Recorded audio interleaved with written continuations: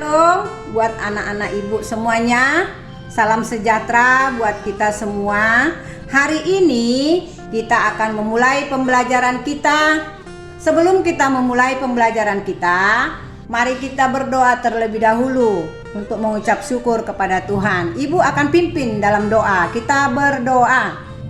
Bapa di sorga, Bapa yang kami kenal di dalam nama anak-Mu Tuhan Yesus Kristus, pada siang hari ini Tuhan, kami kembali mau mengikuti pelajaran agama Kristen Tuhan. Untuk itu Tuhan hadir di tengah-tengah kami supaya kami selalu diberkati oleh Tuhan. Terima kasih Tuhan Yesus, terpujilah nama-Mu. Di dalam nama Yesus kami berdoa dan mengucap syukur. Amin. Nah, saat ini kita akan masuk ke pembelajaran kita minggu ini anak-anak. Kalian boleh simak penjelasan yang Ibu uraikan sebentar lagi. Ini kita masuk ke bab kedua, yaitu karya pengampunan Allah di dalam Yesus Kristus.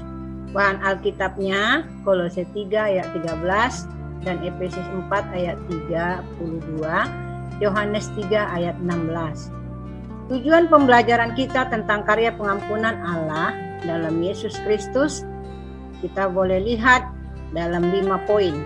Nah, yang pertama, mengimani pengampunan dan penyelamatan Allah di dalam Yesus Kristus dengan membaca cerita yang berisi tentang pengampunan.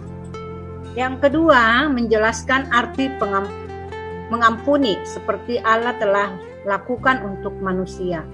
Yang ketiga, menjelaskan alasan Allah menyelamatkan manusia melalui Yesus Kristus.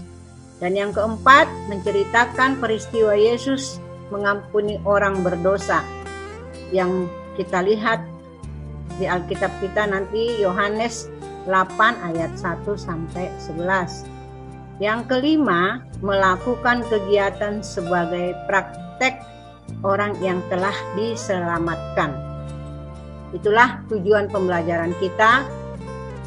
Sekarang kita masuk ke uraian materi. Yang pertama, kita bisa lihat Allah mengampuni manusia.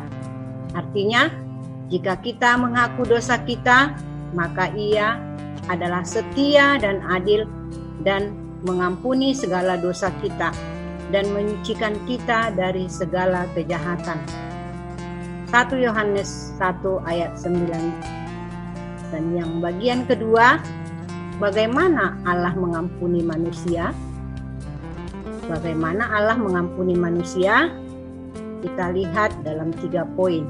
Yang pertama, Allah tidak pernah lelah mengampuni manusia. Allah tidak pernah lelah mengampuni manusia. Yang kedua, berapa banyak nabi yang telah diutus untuk menyelamatkan umatnya, tetapi setiap kali setelah diampuni, manusia kembali jatuh ke dalam dosa. Akhirnya Allah mengutus Yesus Kristus datang ke dunia untuk menyelamatkan manusia. Yang ketiga, Yesus harus menanggung kutuk dosa manusia. Ia berkorban bagi manusia. Mengampuni mengandung arti melepaskan dan membebaskan dari utang, dosa, dan Kristus datang untuk menebus utang dosa kita itu. Ia membayar lunas melalui pengorbanannya di kayu salib. Itulah tadi bagaimana Allah mengampuni manusia. Nah, kita masuk ke poin yang ketiga. Mengapa Allah mengampuni manusia? Ini kita harus renungkan dan kita bisa mengartikannya setelah kita melihat yang pertama, karena Allah mengasihi manusia. Itu alasannya mengapa Allah mengampuni manusia. Artinya, sebesar apapun kekecewaannya terhadap manusia, tidak mengurangi rasa cintanya yang begitu dalam pada manusia. Allah mengasihi semua ciptaannya dan Ia selalu memberi kesempatan untuk bertobat dan kembali padanya. Yang kedua, Allah adalah Allah yang Maha Pengampun. Ia bersedia mengampuni manusia yang bertobat dan berbalik padanya. Itu bisa kita artikan jika kita mau datang kepada Allah dan kita mengaku dosa kita. Itu yang dimaksud dengan Allah adalah Allah yang Maha Pengampun. Dan yang ketiga atau C, Allah adalah Allah penyelamat. Ia rela hadir ke dunia dalam diri Yesus Kristus putranya. Allah turun ke dalam dunia untuk menyelamatkan manusia. Manusia yang berdosa tidak akan mampu menyelamatkan sesamanya. Karena itu, Allah bertindak mendatangi manusia secara langsung untuk menyelamatkan manusia. Yesus Kristus adalah Tuhan dan manusia. Nah, ini bisa kita lihat contoh ya.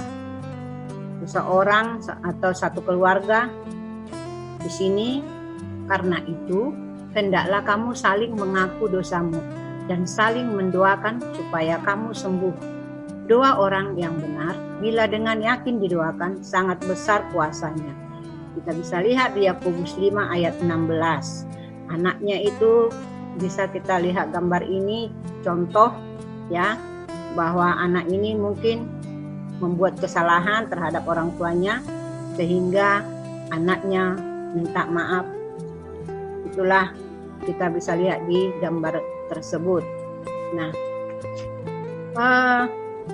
uraian keempat, kita lihat Allah menyelamatkan manusia melalui Yesus Kristus.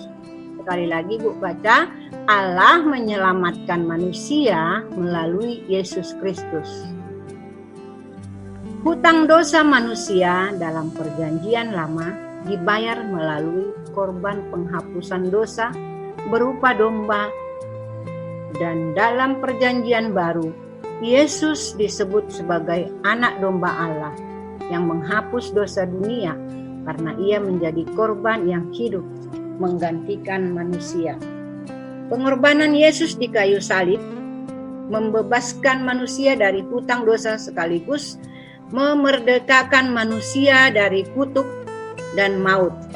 Kematian Yesus di kayu salib membuktikan kasih Allah yang sejati pada manusia. Jadi di gambar ini kita melihat begitu menderitanya anak Allah, yaitu Yesus Kristus, yang datang ke dunia, Dia sebagai manusia untuk membayar hutang manusia. Dia rela disalibkan, bahkan dipaku, disalib Yesus, dan Dia diberikan cambuk, diberikan mahkota duri di kepalanya. Begitu sedihnya kalau kita mengikuti cerita tentang pengorbanan Yesus. Terus kita masuk ke uraian kelima, makna keselamatan Allah di dalam Yesus Kristus. Makna keselamatan Allah di dalam Yesus Kristus yaitu dalam perjanjian baru memberikan pengertian yang cukup beragam mengenai keselamatan. Misalnya, keselamatan dalam pengertian hidup kekal, masuk dalam kerajaan Allah atau kerajaan surga. Itu maknanya. Yang kedua, keselamatan Allah di dalam Yesus Kristus bukan sekedar pembebasan rohani maupun jasmani, tetapi pembebasan manusia secara utuh dari kutuk dosa dan dari maut. Yang ketiga, keselamatan di dalam Yesus Kristus dengan sendirinya membaharui hubungan antara manusia dengan Allah melalui Yesus Kristus. Kita disebut anak-anak Allah dan dapat memanggil Allah sebagai Bapa sebagaimana Yesus memanggilnya. Demikianlah anak-anak pembelajaran atau penjelasan yang Ibu sampaikan kepada kalian minggu ini. Semogalah anak-anak Ibu semua lebih semangat dan akan memahami apa yang sudah Ibu sampaikan lewat pembelajaran kita minggu ini. Tuhan Yesus memberkati. Amin.